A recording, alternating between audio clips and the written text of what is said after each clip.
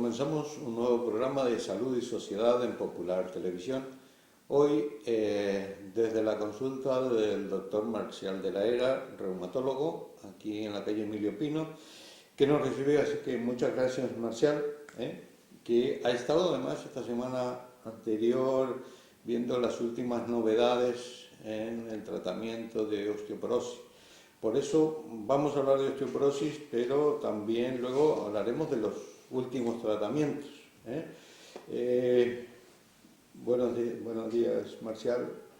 Muchas gracias por recibirnos. ¿Y qué es esto de la osteoporosis? Bueno, muchas gracias por invitarme y bueno, pues la osteoporosis, me preguntas.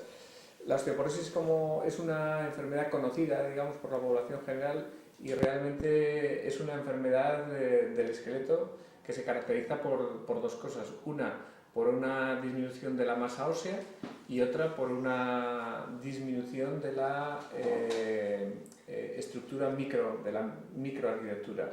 ¿Esto qué es lo que genera? Genera, por un lado, una disminución de la resistencia del hueso y, por otro lado, esto trae como consecuencia un aumento del riesgo de fracturas. Es decir, que básicamente es una fragilidad del hueso y eso es lo que es la osteoporosis. La osteoporosis, la denominación de dónde viene, osteoporosis. Osteo es hueso, porosis es agujeros, es decir, que si imagináramos, como imaginaban los antiguos, que el hueso era algo bloque, sólido, pues al haber agujeros disminuye la cantidad de masa ósea, disminuye la resistencia y aumenta la fragilidad. Entonces, eso es el concepto de osteoporosis.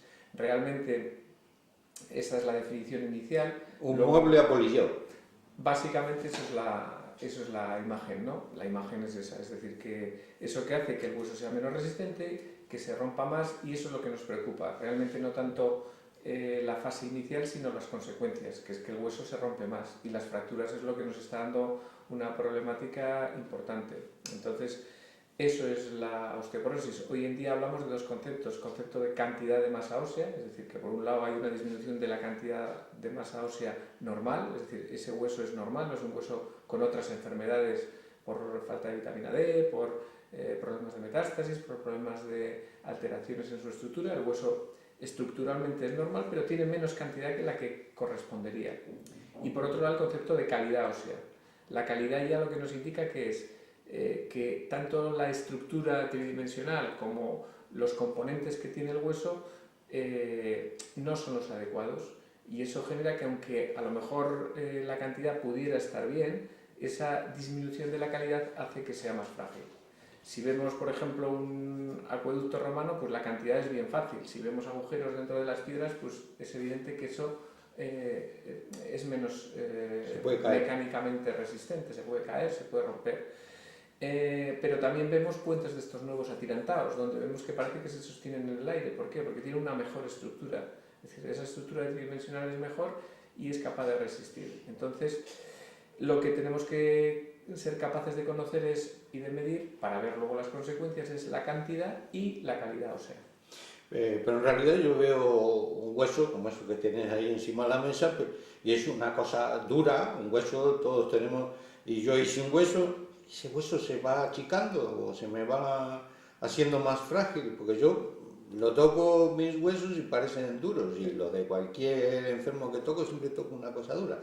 ¿Eso es capaz de hacerse más frágil? Por supuesto, porque la imagen que tenemos todos es la imagen de un osario, ¿no? Es de un hueso ya muerto. Ese hueso muerto lo que tiene es el contenido mineral. El contenido mineral es aproximadamente 2/3 de la cantidad del hueso, pero luego tiene una parte viva. Tiene unas fibras, tiene unas células, y eso es 1/3 de ese hueso. Entonces, realmente el hueso es una estructura vital, como todos nosotros. Es decir, nosotros estamos en continua renovación. ¿Renovación por qué? Porque nuestro organismo está continuamente atento a nuestras necesidades. Es decir, nosotros nos estamos adaptando continuamente. Esa es la capacidad que tenemos nosotros de supervivencia, que nos adaptamos. Nuestro hueso es un elemento más. Continuamente se está remodelando, y la imagen esas que tenemos congelada, entre comillas, del hueso, es una imagen errónea por esto que he dicho antes. El hueso, si nosotros lo vemos en vivo, está continuamente remodelándose. El hueso, digamos, no es un bloque, sino que tiene una parte de células, tiene una parte de sustancias blandas y tiene una comunicación entre esas células, de tal manera que si yo hago mucho ejercicio, estoy estimulando a ese hueso a que se forme, el hueso interpreta esas señales y remodela el hueso para formar más hueso y ser más resistente. Si yo hago una vida muy sedentaria, porque estoy todo el día sentado y ya más si estoy encamado, el hueso, mi organismo interpreta que no necesito tanta estructura ósea para mantener mi vida, con lo cual va destruyendo hueso y haciendo menos resistente ese hueso. Entonces, eso se regula. Hoy en día vamos conociendo más esos mecanismos de regulación del hueso, tanto de las estructuras, como digo, celulares que rellenan las lagunas del hueso, como de las comunicaciones entre las distintas estirpes que lo forman, que básicamente son tres. En ese sentido es muy fácil el hueso, a diferencia de otros órganos, es decir, tiene una célula que está metida dentro de la matriz ya mineralizada, que es el osteocito. Esa célula tiene múltiples canales que comunican en red toda la estructura ósea, es decir, que están interconectados, y luego hay otras células que son los osteoclastos, los que rompen hueso, y otros que los que forman hueso, que son los osteoblastos. Entonces, este equipo de trabajo es el que está en continua remodelación diaria. ¿En base a qué? Lo que hablamos. A veces tenemos pequeñas microfracturas. No son fracturas que hacen que yo me caiga, que hacen que no pueda mover una articulación, sino que son pequeñas grietas en el material. El osteocito eso lo detecta rápidamente, que en su estructura se ha producido una grieta, y lanza una señal por comunicaciones mediante mediadores celulares con el osteoblasto. Aparece el osteoblasto, rompe esa zona que está rota, y esa zona que está rota, en cuanto el osteoblasto acaba su trabajo, que prácticamente lo hace en 10 días, aparece el osteoblasto, que es el que forma hueso. Va a esa zona que ha dejado en cavidad el osteoclasto y la rellena de un material, digamos, biológico, no mineralizado. Y posteriormente empieza la fase de mineralización, que es el depósito de lo que tú notabas, le decías, esto está duro, esto es sólido, que es el material mineral. Y entonces eso en total dura como 3 o 4 meses. Pero eso es en una pequeña parte de nuestro hueso. Pero continuamente a lo mejor tenemos de esas unidades 1 millón de unidades de esas trabajando.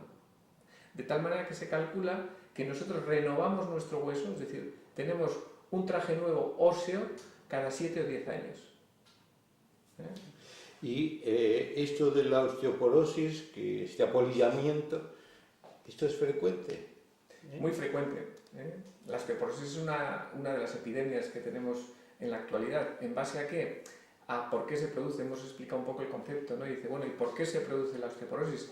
Realmente la osteoporosis no es una enfermedad con una única causa.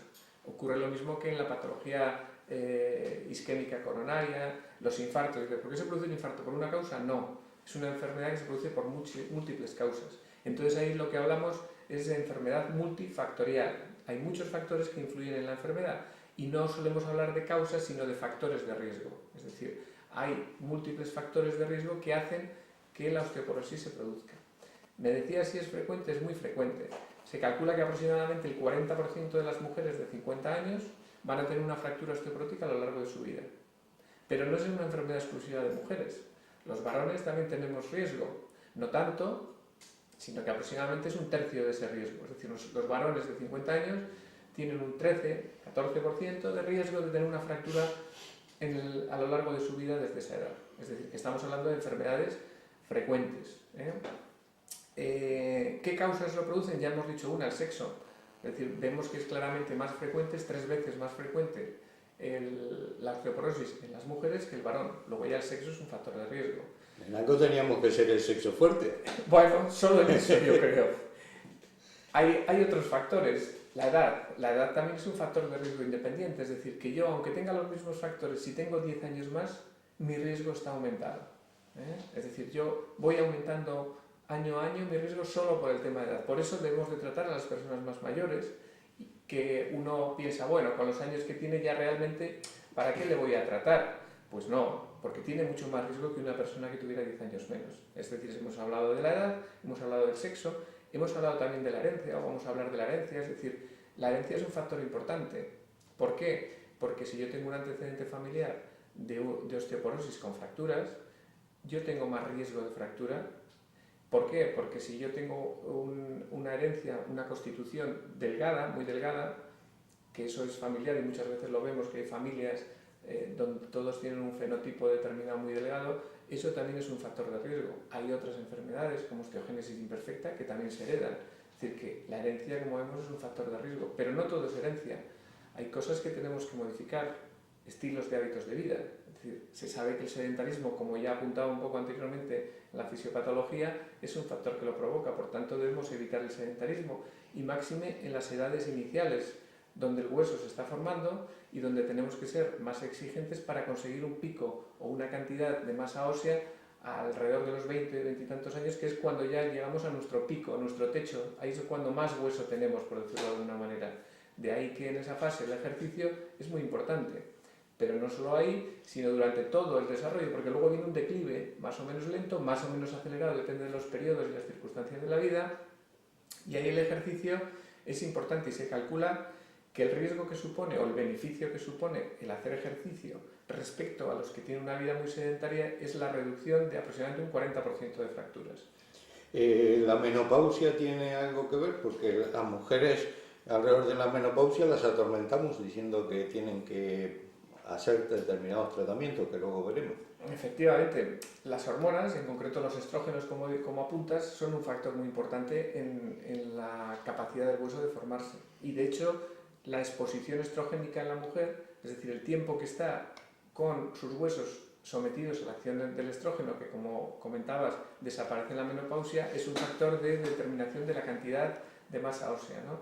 Entonces, por eso, si la mujer ha tenido un inicio de reglas, una menarquia muy tardía o una menopausia muy precoz, en cualquiera de los dos casos, el periodo de exposición a estrógenos de sus huesos es bajo, tienen más riesgo de osteoporosis. A las que operan de ovarios, por ejemplo. Eso es, las oforectomías que se hacen a veces en relación con problemas de histerectomías, de extirpación de la matriz uterina y demás, pues eso también es otro factor de riesgo. No solamente los estrógenos en el caso de la mujer, sino también los hombres tenemos ese problema. No debemos pensar que solamente es exclusivamente una enfermedad femenina, como apuntaba antes, sino que los hombres también tienen un declive hormonal, tienen, igual que hay una menopausia y una andropausia. Los hombres vamos perdiendo capacidad de producción de andrógenos y nuestros huesos también necesitan andrógenos. No solamente por la evolución natural, sino hoy en día cada vez se diagnostican, se tratan más problemas de cáncer de próstata en el varón, y eso que genera que uno de los tratamientos que se dan son bloqueantes hormonales, es decir, que a esa persona le vamos a dejar prácticamente, por decirlo de alguna manera, a cero andrógenos, y eso favorece el desarrollo de osteoporosis varón y cada vez se tratan más esa circunstancia. Hemos hablado de hormonas, los estrógenos, los andrógenos, pero no solamente ellas. Los trastornos tiroideos, gente que tiene problemas de exceso de función del tiroides, también tiene más riesgo de osteoporosis. Personas que tienen diabetes también tienen más riesgo de osteoporosis. Es decir, que los trastornos hormonales son una causa frecuente de problemas osteoporóticos. Otras enfermedades que también lo pueden dar son las enfermedades, digamos, un poco que afectan a todo el organismo. Una persona que tiene una insuficiencia renal crónica, una hepatopatía crónica, es decir, un daño de su hígado crónico por una cirrosis o una disfunción hepática, o una persona que tiene un trastorno inflamatorio mantenido, como es la artritis reumatoide, en todas esas personas vemos que tienen un aumento del riesgo de osteoporosis con independencia de los otros factores. Es decir, que vemos que eso también tenemos que tenerlo en cuenta a la hora de etiquetar o clasificar el riesgo que tiene una persona de tener osteoporosis. Y la alimentación, como no. Es decir, si yo tengo una alimentación muy carente en calcio o con excesivas proteínas, es evidente que voy a ir mal. Si tengo unos hábitos inadecuados en el sentido de que soy fumador o de que tengo un consumo de alcohol excesivo, y excesivo es más de 2 raciones, digamos, diarias de vino, pues realmente eso es un factor de riesgo adicional. Es decir, que estamos viendo que hay muchos factores y que eso tenemos que tenerlo en cuenta a la hora de catalogar el riesgo que presenta una persona de tener osteoporosis. De alguna manera, ¿cómo puedo sospechar yo que soy un paciente que no sé absolutamente nada de medicina, de que puedo tener esta enfermedad? Es decir, ¿tengo algún síntoma? ¿Tengo que tener algún dolor? ¿Tengo que tener alguna cosa? El diagnóstico de la osteoporosis, de ahí viene la dificultad. Es decir, para poder ir al médico, es decir, claro, tengo que tener algo. De entrada, digamos que el diagnóstico de la osteoporosis es un diagnóstico difícil, puesto que cuando ocurre el evento, y muchas veces, aunque ocurra el evento, el paciente no tiene conocimiento de ello. ¿Por qué? Porque la osteoporosis es un continuo, es decir, uno empieza a perder cantidad o calidad de masa ósea o ambas cosas, y llega un momento en que se produce un evento que es la fractura. La consecuencia de la osteoporosis es la fractura. Si yo estoy en la fase previa hasta que he tenido la fractura, y como diré luego, hay veces que incluso con fracturas son asintomáticas, pero bueno, en esa fase previa yo no noto nada. Es decir, es una enfermedad silente. Yo voy perdiendo poco a poco resistencia a mis huesos hasta que un buen día, espontáneamente, por un trauma mínimo, tengo una fractura y ahí es ya cuando me doy cuenta. Voy al médico y digo, hombre, va al traumatólogo, justo que lógicamente cuando uno tiene una fractura va al traumatólogo, y le dice, usted tiene los huesos muy débiles, tiene que verlo y tal. Pero ya es tarde porque ya la osteoporosis ha generado su evento. En esa situación, evidentemente, a esos pacientes hay que tratarles. Pero lo importante es intentar conseguirlo en esa fase inicial silente, es decir, la osteoporosis, si no hay fracturas, no duele. Y como decía, por ejemplo, las fracturas vertebrales, porque evidentemente si tengo una fractura de cadera, lo noto, si tengo una fractura de muñeca, lo noto al momento. Pero en las fracturas vertebrales se sabe que aproximadamente 2/3 de todas las fracturas, es decir, 2 de cada 3 fracturas vertebrales, el paciente no lo nota, porque lo relaciona con un dolor que tuvo que se le pasó o porque no ha tenido constancia de ello. Cuando vemos radiografías, cuando hacemos estudios, vemos que aproximadamente solamente 1 de cada 3 fracturas vertebrales son clínicamente conocidas por el paciente. Entonces, ¿qué implica eso? Que tengo que ser muy exigente en la prevención para evitar llegar tarde, puesto que es como si nosotros pretendemos prevenir el infarto de miocardio cuando el paciente ya viene con el infarto al servicio de urgencias. Ahí ya estamos tarde. ¿Cómo sé yo que tengo un infarto? Pues cuando tiene dolor, pero cuando tiene usted un infarto ya hemos llegado un poco tarde. Debemos de intentar prevenir esa prevención cardiovascular que todo el mundo hoy en día conoce y practica. Hábitos de vida saludables, caminar, hacer ejercicio, vigilar el colesterol, la presión arterial. Todos esos factores de riesgo cardiovasculares son perfectamente extrapolables a la osteoporosis. Debemos de hacer ejercicio, debemos tener hábitos saludables, debemos de no fumar y el alcohol de manera moderada, porque todos esos debemos tener un consumo de derivados lácteos adecuado. Todos esos son factores saludables. ¿Y qué más población de riesgo tenemos? Evidentemente la menopausia es un factor de riesgo. Evidentemente los antecedentes familiares de fracturas es un factor de riesgo. Evidentemente si yo estoy con un tratamiento para bajar mis andrógenos por la enfermedad que hemos dicho antes de que tengo un cáncer de próstata, soy un factor de riesgo. Si soy diabético, tengo más riesgo de osteoporosis. Si soy una persona con una enfermedad renal crónica, patopatía crónica, artritis reumatoide, tengo más. Esa es la población de riesgo. Y en esa es la que hay que valorar por el especialista cuál es su situación y si merece la pena hacerle pruebas diagnósticas, ¿no? Yo, por ejemplo, tengo pacientes mayores, debido a que soy geriatra, y que me vienen muchas veces con el dolor de espalda. Y si me duele la espalda, le voy a hacer una radiografía. En esa radiografía veo que hay un aplastamiento de vértebras. No se han caído, o alguna vez, pues sí, un pequeño golpe que no se han enterado. Me duele la espalda porque soy mayor. Puede ser esos síntomas, ese dolor, aunque la osteoporosis como tal no duela, la que puede estar avisando de que hay una osteoporosis ósea. Sí, la causa más frecuente de dolor de espalda no es la osteoporosis, como bien sabes, ¿no? Es la enfermedad degenerativa, la artrosis. Pero, como tú bien has apuntado, en una persona mayor, vamos a decir, por encima de los 65-70 años, debemos de mirar a ver cuándo le duele la espalda si detrás hay una osteoporosis.